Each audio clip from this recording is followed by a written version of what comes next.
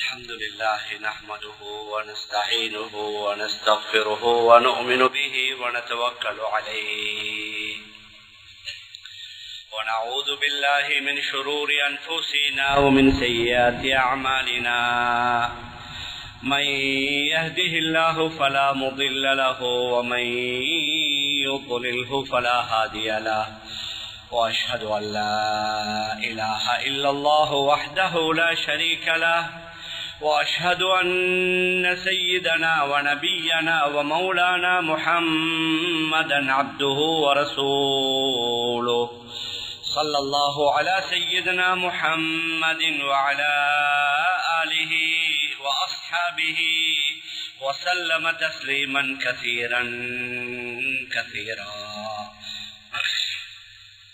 فقد قال الله سبحانه وتعالى في محكمه التنزيل والفرقان المجيد بعد أعوذ بالله من الشيطان الرجيم بسم الله الرحمن الرحيم ولكم في القصاص حياة يا أولي الألباب لعلكم تتقون.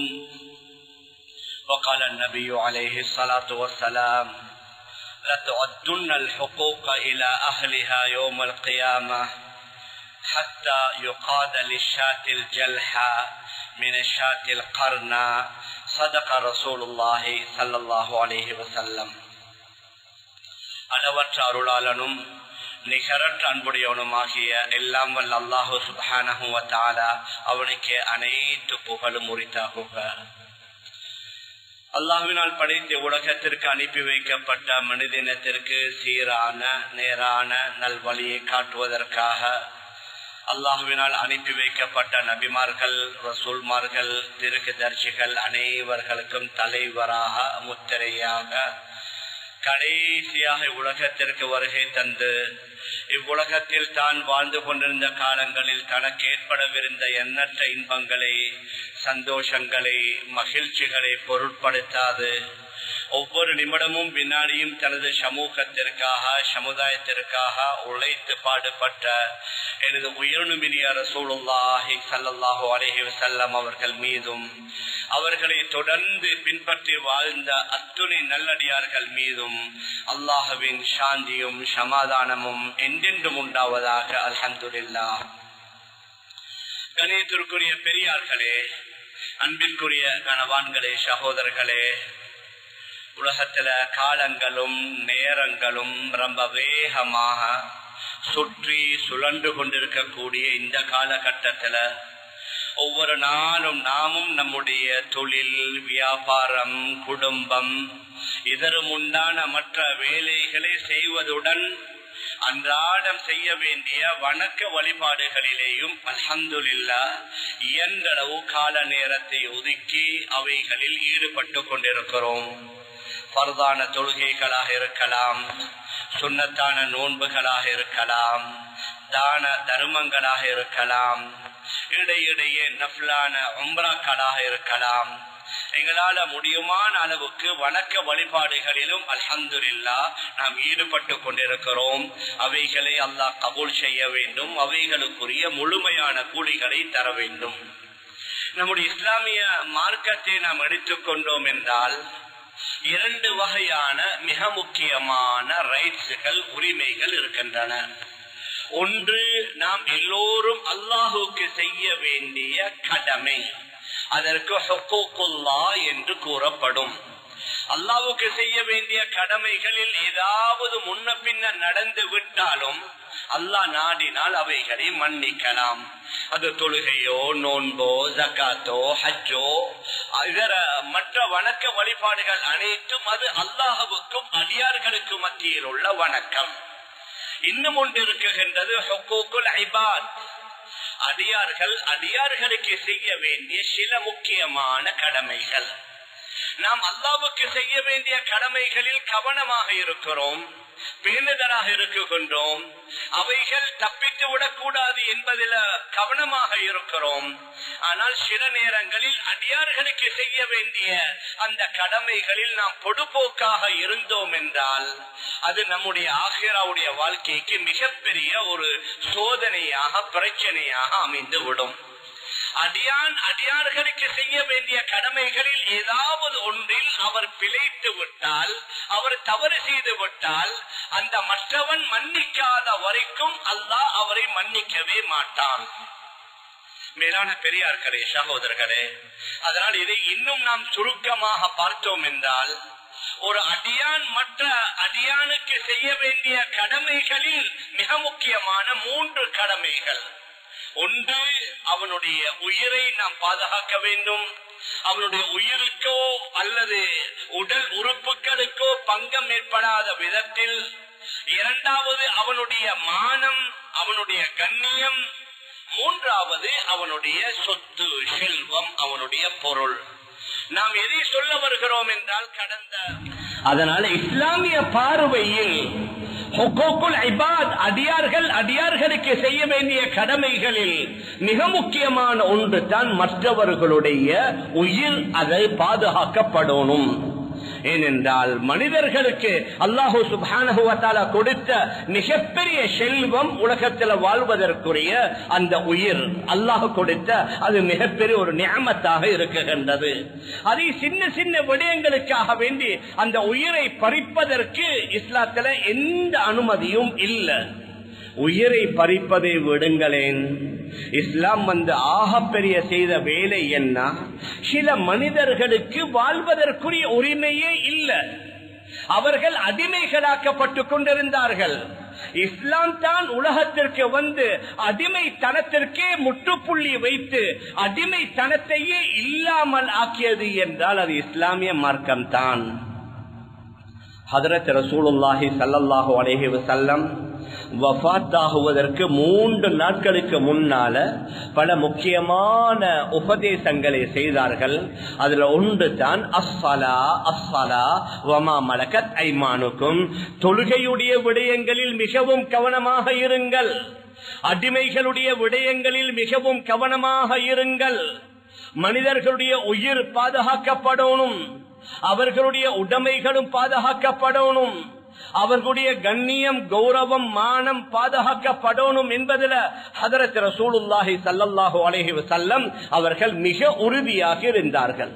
அதனால தான் இஸ்லாமிய மார்க்கத்தில் ஒருவருடைய உயிரை அநியாயமாக வீணாக பறித்து விட்டால் அவருக்கு பழிக்கு பழி அவருடைய உயிரை வாங்க வேண்டும் என்பது இஸ்லாமிய ஆட்சியாக இருந்தால், இஸ்லாமிய ஆட்சி நடைபெறக்கூடிய நாடாக இடமாக இருந்து அங்கே இருக்கக்கூடிய நீதிபதிகள் முழுமையாக விசாரித்து இந்த கொலை செய்தவர் உண்மையிலேயே வேண்டுமென்று அநியாயமாக கொலை செய்தார் என்றால் அவருக்கு கொலை குற்றத்திற்குரிய தண்டனை கொடுக்கப்படும். குர்ஆன் அல்லாஹ் கூறுகின்றான், வலக்கும் ஃபில் கிஸாஸி ஹயாத் வலக்கும் ஃபில் கிஸாஸி ஹயாத்து யா உலில் அல்பாப். அறிவுள்ளவர்களே, இந்த பழிக்கு பழி வாங்குவதில் உங்களுக்கு மிகப்பெரிய ஹயாத் வாழ்க்கை இருக்குது. ஒருவர் அநியாயமாக மற்றவனை கொண்டால், அந்த கொலை செய்தவன் அதற்கு பழிக்கு பழியாக கொலை செய்யப்பட்டால் இதை பார்த்து மற்றவர்கள் பயந்து அவர்கள் அதிலிருந்து நீங்குவதின் காரணமாக உலகத்தில் வாழக்கூடிய அந்த மக்களுக்கு ஹயாத் வாழ்க்கை இருக்குது என்று அல்லாஹ் கூறுகின்றான். வெறும் உயிருக்கு மாத்திரமல்ல, மனிதர்களுடைய எந்த உறுப்புக்கு எந்த நஷ்டத்தை ஏற்படுத்தினாலும் இஸ்லாமிய மார்க்கத்தில் அதற்குரிய தண்டனை சாதாரணமான தண்டனை அல்ல. நாங்க தொழுகை எடுத்துக்கொள்வோம். முழு குர்ஆன்ல தொழுகை என்று ஒரு 75 இடங்களில் தான் தொழுகையுடைய விடயங்கள் சொல்லப்பட்டிருக்கின்றது. அதிலேயும் விரிவாக குர்ஆன்ல இல்ல. உதாரணமாக ஜும்ஆவுடைய தொழுகை 2 ரக்காத்து. நாங்க கியாம்ல சூரத்துல் ஃபாத்திஹா ஓத வேண்டும், அத்தஹியாத்துல அமர வேண்டும், சலாம் கொடுக்க வேண்டும். இதெல்லாம் குர்ஆன்ல இல்ல, இவைகள் தெளிவாக ஹதீஸ்ல சொல்லப்பட்டிருக்கிறது. ஜகாத்தை நாம் எடுத்துக்கொண்டோம் என்றால் வருடத்தில் ஒரு முறை எந்தெந்த பொருளில் எத்தனை வீதம், இவைகள் அனைத்தும் ஹதீஸ் ஷரீஃப்ல தான் சொல்லப்பட்டிருக்கின்றது. ஆனால் மனிதர்களுடைய உரிமை சம்பந்தமாக அல்லது மனிதர்களுடைய உறுப்பு சம்பந்தமாக வரக்கூடிய நேரத்தில் ஒவ்வொரு உறுப்பை பற்றியும் அல்லாஹ் குர்ஆன்ல பேசியிருக்கிறான். وكتبنا عليهم فيها أن النفس بالنفس والعين بالعين والأنف بالأنف والأذن بالأذن والسن بالسن والجروح قصاص. நாம் அவர்கள் மீது விதியாக்கி விட்டோம், கடமையாக்கி விட்டோம். ஒருவருடைய உயிர் பறிபோனது, அது பறியெடுக்கப்பட்டு விட்டது என்றால் அதற்கு பகரமாக அவருடைய உயிர் பழிவாங்கப்படும். கண்ணுக்கு கண், காதுக்கு காது, மூக்குக்கு மூக்கு, பல்லுக்கு பல்லு என்று குர்ஆன்ல அல்லாஹ் பல்லையும் காதையும் கண்ணையும் மூக்கையும் ஞாபகப்படுத்தினான் என்றால் மனிதர்களுடைய உடலுடைய உறுப்புகள் அது சாதாரணமானது அல்ல.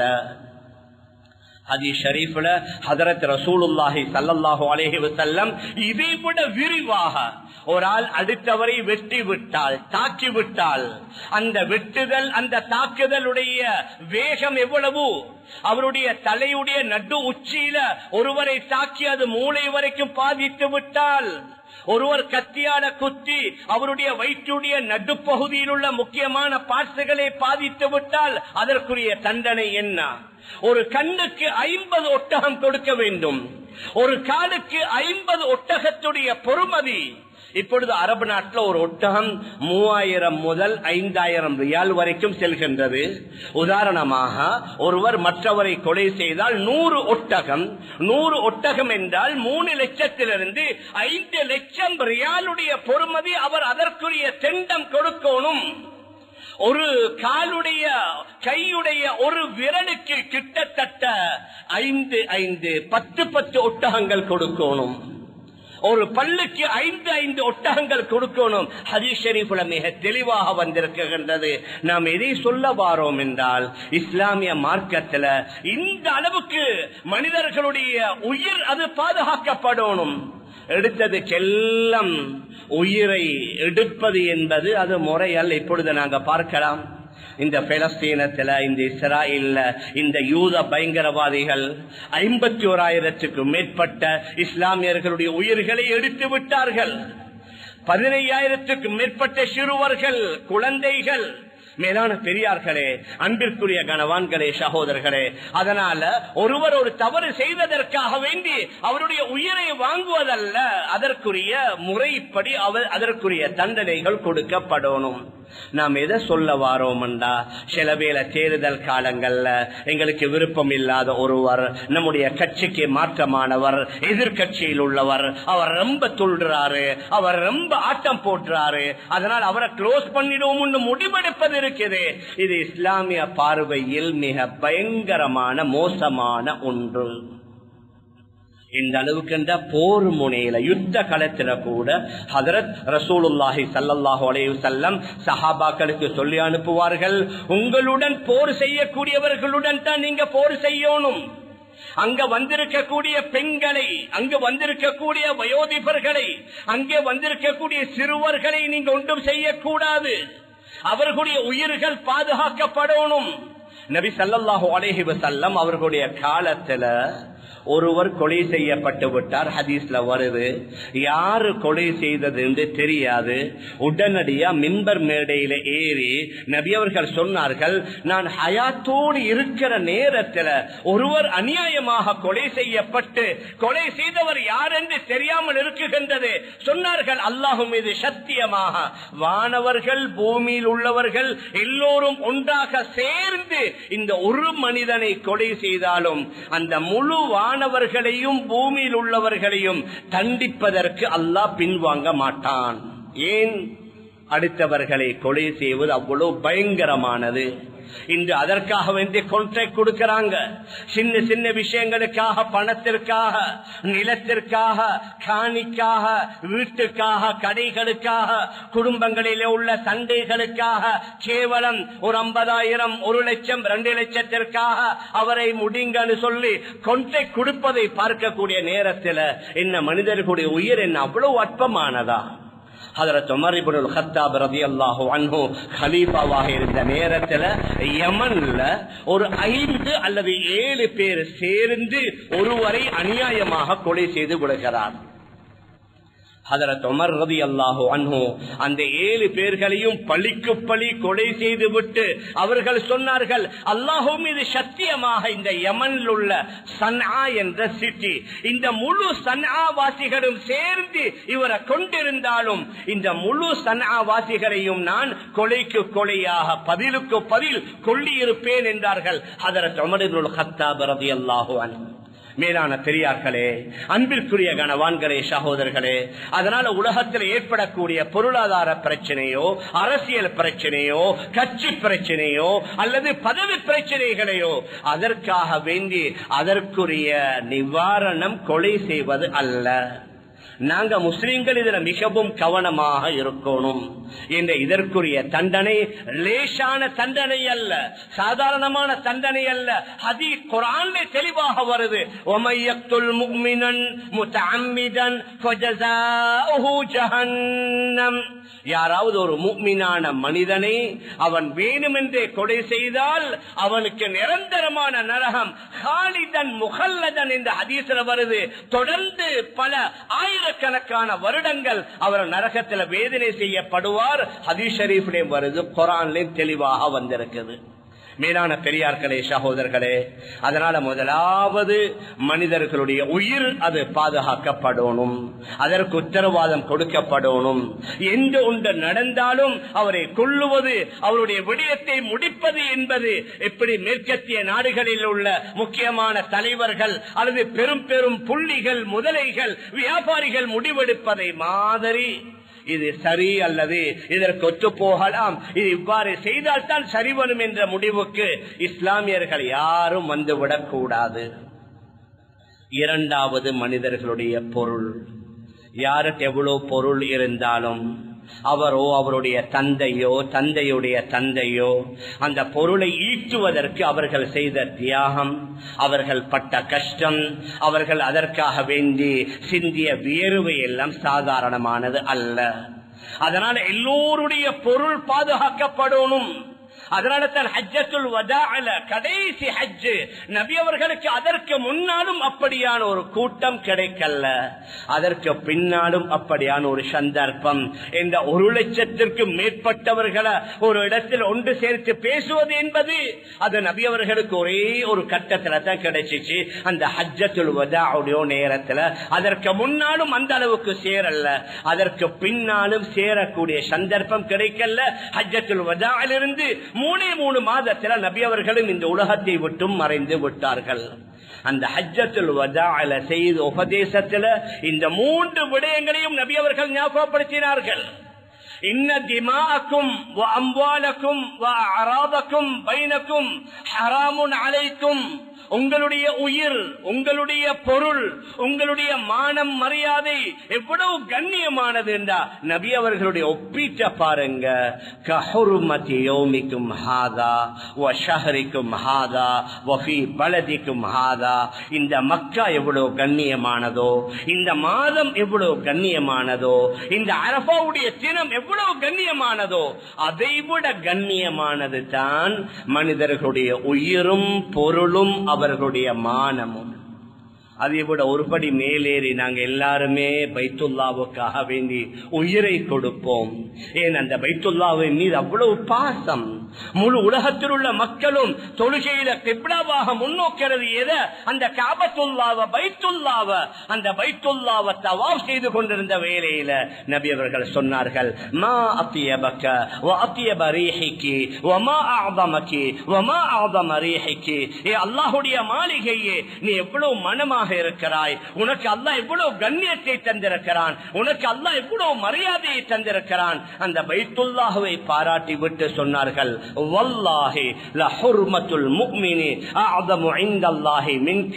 அல்லாஹ் மீது சத்தியமாக ஒரு முஃமினுடைய கண்ணியம் இந்த பைத்துல்லாஹ்வை விட சிறந்தது. அப்படி இந்த ஒரு முஃமினுடைய உள்ளத்தை உடைப்பது இருக்குது, அது பைத்துல்லாவை உடைப்பதை விட பயங்கரமானது. ஆனா அநேகமானவர்கள் இதை நினைக்கிறார்கள் இல்ல. இந்த சோசியல் மீடியாவில் அவங்களுக்கு கிடைச்சிருச்சு என்று சொல்லி யாரு யாரோ எப்படியோ எவரையோ எழுதலாம், பேசலாம். அவருடைய போட்டோவை போட்டு வேற வேற காட்சிகளை போட்டுறது, அவர் சொல்லாதத அவர் சொன்னதாக, செய்யாதத அவர் செய்ததாக, எத்தனையோ வருஷங்களுக்கு முன்னால செய்தத என்னமோ நேற்று முன்னாத்து செஞ்ச மாதிரி, பேசிய மாதிரி எல்லாம் சோசியல் மீடியாவோட போட்டு ஒவ்வொருவரும் நான் மற்றவர்களை சொல்ல வரல. நான் எங்கட இஸ்லாமிய சகோதரர்கள், நண்பர்கள், நாங்க முஸ்லிம்கள் முன்மாதிரியாக இருக்கணும். மற்றவர்களுடைய கண்ணியம் பாதுகாக்கப்படணும். நபி அவர்கள் சொன்னார்கள், பைத்துல்லாஹ்வை விட சிறந்தது என்ன? ஒருவருடைய கல்வை உள்ளத்தை நோகடிப்பது என்ன? பைத்துல்லாஹ்வை உடைப்பதற்கு நிகர் என்றால் அது பொய்யாக ஆகாது. நான் ஆரம்பத்தில் சொன்னேனே, நிறைய நாங்க அமல் இபாதத்துகளை செய்யறோம், வணக்க வழிபாடுகளை செய்யறோம். நபியுடைய ஒரு தெளிவான ஹதீஸ், நபி அவர்கள் உதாரணம் சொல்லி கேட்கிறாங்க. ஒரு தடவை திருமிதியில பதிவாக இருக்கிற ஹதீஸ், உங்களுக்கு தெரியுமா சஹாபாக்கள்கிட்ட இந்த வங்கரோத்துக்காரர்கள் யார் என்று உங்களுக்கு தெரியுமா? சஹாபாக்கள் சொன்னார்கள், யா ரசூலல்லாஹ், யார்கிட்ட தீனார் திர்ஹம் பணம் காசு யார்கிட்ட இல்லையோ அவர் தான் வங்கரோத்துக்காரர். அதாவது தொழிலில் அனைத்தையும் இழந்தவர், லொஸ்டானவர், ஒன்றுமே இல்ல, அவர் தான் வங்கரோத்துக்காரர். நபி அவர்கள் சொன்னார்கள், அவரல்ல வங்கரோத்துக்காரன். யாருண்டா உலகத்துல நிறைய அமல்களை செய்திருப்பார், வணக்கங்களை செய்திருப்பார், ஹஜ் உம்ராக்களையும் தான தர்மங்களையும் செய்திருப்பார். ஆனால் அவைகளை செய்வதோட மற்றவரை ஏசியிருப்பார், இன்னும் ஒருவரை திட்டியிருப்பார், மூணாவது ஒருவருக்கு அடித்திருப்பார், நாலாவது ஒருவருக்கு அபாண்டம், அவர் செய்யாத ஒன்றை செய்ததாக அவரின் மீது வீண் பழி சுமத்தி இருப்பார். அதனால கியாமத்துடைய நாளையில் யார் யாரின் மீதெல்லாம் இவர் ஏசி அடிச்சு வீண் பழிகளை சுமத்தி அபாண்டங்களை சுமத்தினாரோ அந்த சுமத்தப்பட்டவர்களுடைய எல்லா பாவங்களும் அதாவது செய்ததற்கு அதாவது தண்டனையாக இவருடைய நன்மைகள் அவருக்கு கொடுக்கப்பட்டு இன்னும் இவர் செய்த அநியாயம் கூடுதலாக இருந்து அவருடைய குற்றங்களை இவருடைய தலையில சுமத்தாட்டப்பட்டு அதற்கு பின்னால் இவருக்கு ஒரு நன்மையும் இல்லாமல் முழுக்க குற்றங்கள் சுமத்தாட்டப்பட்டு இவர் நரகத்தில் தூக்கி எறியப்படுவார். இவர் தான் வங்கரோத்துக்காரன். உலகத்துல லொஸ்டானா மீண்டும் வரலாம், பிசினஸ்ல ஃபெயில் ஆனா மீண்டும் மேல வரலாம், எக்ஸாமினேஷன்ல ஃபெயில் ஆனா செகண்ட் டைம் தேர்ட் டைம் எழுதி முன்னால வரலாம். ஆனால் ஆகிராவுல அல்லாஹுக்கு முன்னால் ஒருவர் நஷ்டமடைந்தால், மறுமையில ஒருவர் தோல்வி அடைந்து விட்டால் அந்த தோல்விக்கு பின்னால அந்த நஷ்டத்துக்கு பின்னால வெற்றி பெறவே முடியாது. மேலான பெரியார்களே, அன்பிற்குரிய கணவான்களே, சகோதரர்களே, அதனால் அடுத்தவர்களுக்கு உதவி செய்யாட்டியும் பரவாயில்லை, எங்களால எந்த வகையான உபத்திரமும் மற்றவர்களுக்கு போய் சேராத அளவுல நாங்க மிகவும் கவனமாக இருக்கணும். அதுல ஆக லேசி என்னண்டா, நாங்க எந்த அளவு வீணான தேவையில்லாத பேச்சுக்களை பேசுவது அல்லது அதை கேட்பது அல்லது அதை பகிர்வது, அதிலிருந்து நாங்க தவித்து கொண்டோம் என்றால் எந்த அளவு மற்றவர்களுக்கு செய்யக்கூடிய உபத்திரங்களிலிருந்து நாங்கள் எங்களை பாதுகாத்துக் கொள்ளலாம். முதலாவது உயிருடைய உத்தரவாதம், இரண்டாவது தான் நாங்கள் சொன்னோம் பொருள். அடுத்தவர்களுடைய அந்த பொருள் பாதுகாக்கப்படணும். அது மற்றவர்கள் அல்லாஹ்வை ஏற்காத நிராகரிக்கக்கூடியவர்களுடைய அவர்களுடைய பொருளாக இருந்தாலும் சரி. இந்த ஒரு சிலர் சொல்லுவாங்க, அவங்களோட பொருள் தானே, எங்களுக்கு எல்லாத்தையும் பகிரங்கமாக சொல்ல இயலாது. நான் சூசகமாக கூறுகின்றேன். சிலர்கள் சொல்லுவாங்க, அவங்களோட தானே, அவங்களோட எங்களுக்கு எல்லாம் ஹலால். அப்படி பொதுவாக எங்கேயுமே ஹலால் என்று சொல்லப்பட்டில்ல. சில நேரங்களில் சில சந்தர்ப்பங்களில் நபி ஸல்லல்லாஹு அலைஹி வஸல்லம் அவர்கள் அனுமதித்தாங்க. அந்த மாதிரி யுத்தம் நடக்கிற நேரத்தில் கூட ஹதீஸ் ஷரீஃப்ல வருது, ஹைபருடைய யுத்தம் நடந்து கொண்டிருக்குது ஹிஜ்ரி 7. ஹைபர்ண்டா அந்த நேரத்தில் யூதர்கள் அங்கத்தான் வாழ்ந்து கொண்டிருந்தாங்க. யூதர்கள் செறிந்து வாழ்ந்த இடம் ஹைபர். அந்த ஹைபருடைய யுத்தம் நடந்து கொண்டிருக்குது. அப்படின்னா முஸ்லிம்களுக்கும் யூதர்களுக்கும் மத்தியில மிக பயங்கரமான சண்டை நடக்குது. ஒரு கருப்பு நிற ஒருவர் ஆடுகளை மேய்த்து கொண்டிருக்கிற இடையன் அவருடைய ஆட்டுடைய மந்தையுடன் வாராரு. யூதர்கள்ட்ட கேட்கிறாரு, ஏன் வந்திருக்கிறீங்க? சொன்னார், இந்த முஹம்மது என்ற ஒரு ஆள் வந்திருக்கிறாரு, நாங்க அவரோட யுத்தம் செய்கிறோம் அப்படின்னு. ஏண்டா அவர் எங்கட மார்க்கத்தை அப்படி இப்படி எல்லாம் சொல்றாரு, அவரோட நாங்க யுத்தம் செய்கிறோம். இந்த ஆடு மேய்க்கக்கூடிய இடைய நேரா முஹம்மது ஸல்லல்லாஹு அலைஹி வஸல்லம் அவர்கள்ட்ட வந்து கேட்கிறார், இவர்கள் எல்லாம் உங்களோட யுத்தம் செய்யறாங்களாம், நீங்க எதை கொண்டு வந்திருக்கிறீங்க, நீங்க என்ன சொல்றீங்க? நபி அவர்கள் அவர்கிட்ட சொன்னாங்க, நான் ஏகத்துவத்தை கொண்டு வந்திருக்கிறேன், தீனை கொண்டு வந்திருக்கிறேன். அப்ப சொன்னாங்க, நீங்க அல்லாஹ்வை ஏற்றுக்கொள்ளணும், அல்லாஹுடைய நபியாக என்ன ஏற்றுக்கொள்ளணும். அந்த இடையன் கேட்கிறாரு, நான் அல்லாஹ்வை இறைவனாக ஏற்று உங்களை நபியாக ஏற்ற எனக்கு என்ன கிடைக்கும்? நபி அவர்கள் சொன்னார்கள், ஃபலக்கல் ஜன்னah, அவங்களுக்கு சொர்க்கம் கிடைக்கும். உடனடியா கலிமா சொல்றாரு. நபி அவர்களுடைய கரத்தை பிடித்து இஸ்லாத்தை ஏற்றுக் கொள்கிறாரு. இப்ப அவருடைய ஆட்டு மந்தை ஒரு யூதனுக்கு சொந்தமானது. கேட்கிற, இந்த ஆட்டு மந்தைய நான் என்ன செய்ய? யுத்தம் நடக்கிறது யூதர்களுடன். அந்த நேரங்களில் அவர்களுடைய பொருள் இவர்களுக்கு ஹலால் கனிமத் அந்த நேரத்தில். ஆனால் அந்த கட்டத்திலும் நபி அவர்கள் சொன்னார்கள், இல்ல, இந்த ஆட்டு மந்தை எங்களுக்கு எடுக்கலாம், நீங்க இந்த யுத்தம் நடக்கிற இடத்தை விட்டு கொஞ்சம் வெளியில போய் உங்களுடைய எஜமானன் இருக்கிற பகுதிக்கு இந்த ஆட்டு மந்தையை அனுப்பி ஒரு கல்லொண்டு எடுத்து எரிந்து உங்களுடைய எஜமானன் இந்த ஆட்டு மந்தையை கொண்டு சேர்த்துட்டு வாங்காண்டு அவர் அனுப்பிட்டு வாராரு. அவர் வந்து அதே யுத்தத்துல ஷஹீதாகிறாரு. ஒரு தொழுகை கூட தொழல்ல. நபி அவங்க சொன்னாங்க, ஒரு சஜிதா கூட செய்யாத ஒரு சொர்க்கவாதிய பார்க்கணும்னா நீங்க இவரை பார்த்துக்கோங்க. போர் 3 கைபர் யுத்தம், யூதர்களுடன் நடக்கிற சண்டை. அந்த சண்டையில கூட அவர்களுடைய ஆட்டு மந்தைகளை எடுப்பதற்கு நபி அவர்கள் அனுமதிக்கல்ல. ஏன்? அவர்களுடைய பொருள்களை எங்களுக்கு எடுக்கலா. மேலான பெரியார்களே, அன்பிற்குரிய கணவான்களே, சகோதரர்களே, அதே மாதிரி தான் இஸ்லாமிய ஆட்சியில நாங்க பார்க்கலாம். மற்றவர்களுடைய பொருள்கள், அதே மாதிரி மற்றவர்களுடைய மானங்கள், அவர்களுடைய கண்ணியத்திற்கு ஊறு விளைவிக்கலா. அது அந்நியவர்களுடைய பொருள், அவர்களுடைய வணக்க ஸ்தலமாக இருந்தாலும் சரி. கடந்த காலங்களில் வாழ்ந்த நம்முடைய ஆட்சியாளர்கள் ரொம்பவும் நீதமாக நேர்மையாக நடந்ததனால தான் இஸ்லாம் இந்த அளவு உலகத்தில் வேகமாக பரவிச்சு. உமையாக்களுடைய ஆட்சியாளர்களில் ஒருவர் வலீத் இப்னு அப்துல் மலிக் என்று இருந்தார். அவருடைய ஆட்சி காலத்துல தான் அந்த மஸ்ஜித் உமவி என்று சொல்லப்படக்கூடிய ஒரு பிரமாண்டமான மஸ்ஜித் இன்று வரைக்கும் சிரியாவுல தமஸ்கஸ்ல அந்த மஸ்ஜித் இருக்குது. இன்ஷா அல்லாஹ் அந்த மஸ்ஜித்ல தான் ஹஜ்ரத் ஈசா அலைஹிஸ்ஸலாத்து வஸலாம் கடைசி காலத்துல வந்து இறங்குவார்கள் என்று சரித்திரத்துல பதிவு செய்யப்பட்டிருக்கிறது. அந்த மஸ்ஜித் உமவிய அதை புனர் நிர்மாணம் செய்யணும், அதை பெரிசாக்கணும். அப்படி பெரிதாக்கக்கூடிய நேரத்துல பக்கத்துல ஒரு தேவாலயம் கொண்டு இருக்கு.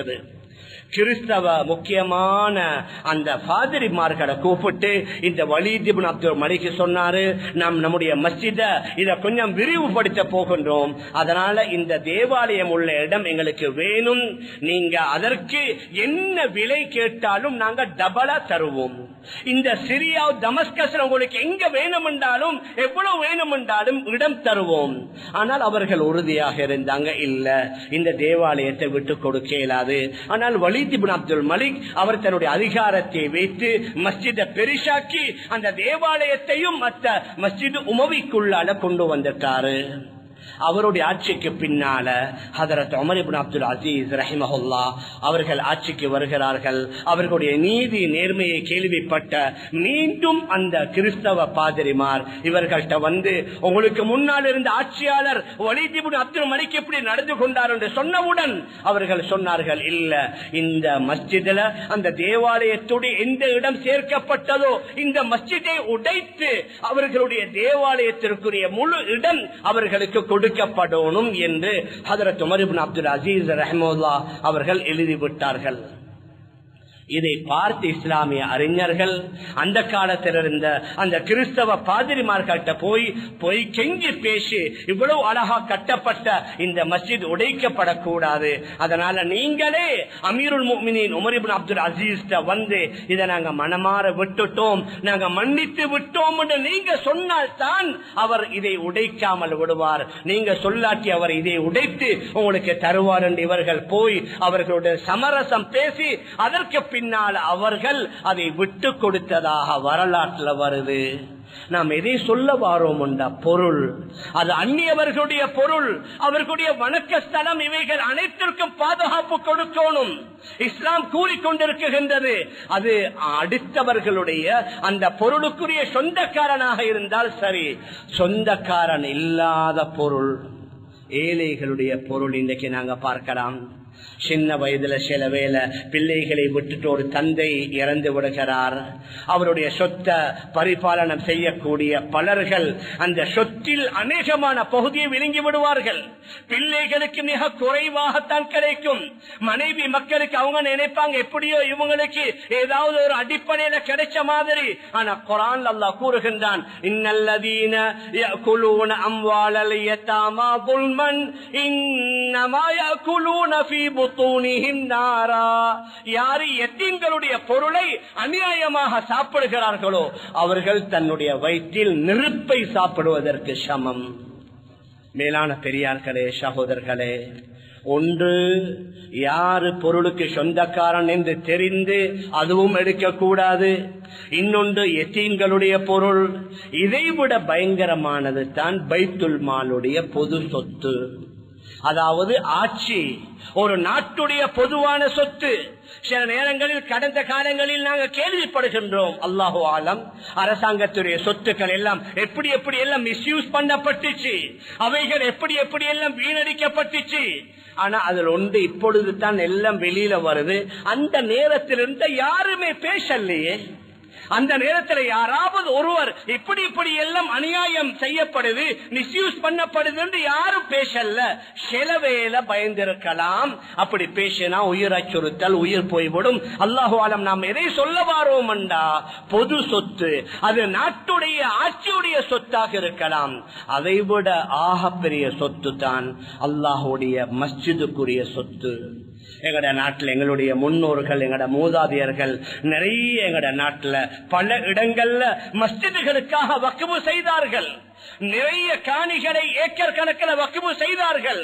ஆனால் பின்னால் வந்தவர்களால அந்த வக்ஃபு சொத்து சரியாக பாதுகாக்கப்படல. யார் யார் எல்லோரும் அல்ல, சில நேரங்களில் அந்த மஸ்ஜிதை நிர்வகிக்கக்கூடியவர்கள் என்னமோ அவங்களுக்குரிய சொத்து சொல்லி மிக குறைவான மலிவான விலையில் அந்த சொத்துக்களை வித்திருக்கிறார்கள்.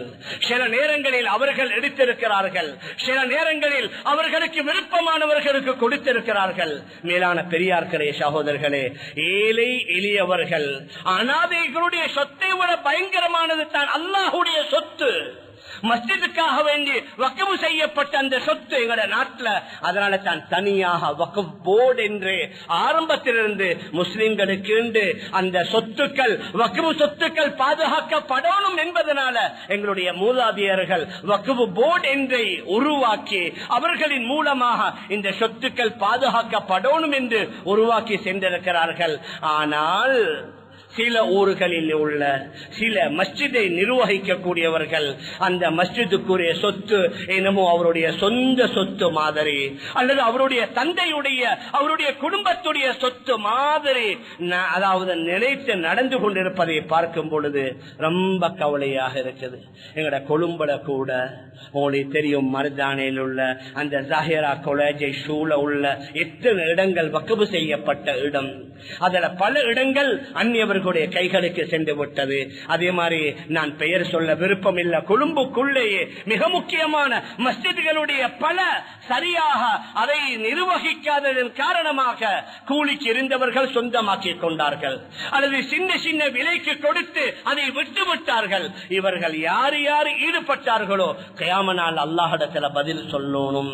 மேலான பெரியார்களே, அன்பிற்குரிய கணவான்களே, சகோதரர்களே, அதனால மஸ்ஜிதுடைய நிர்வாகம் என்று சொன்னா வெறும் மஸ்ஜிதை அலங்கரிப்பது, அதற்கு காப்பட் போடுவது, அதற்கு லைட் போடுவது, வரக்கூடியவர்களுக்கு ஏசி, வரக்கூடியவர்களுடைய அவர்களுடைய வுது, அவர்களுடைய வாஷ்ரூம் கண்டிப்பா செய்யணும்.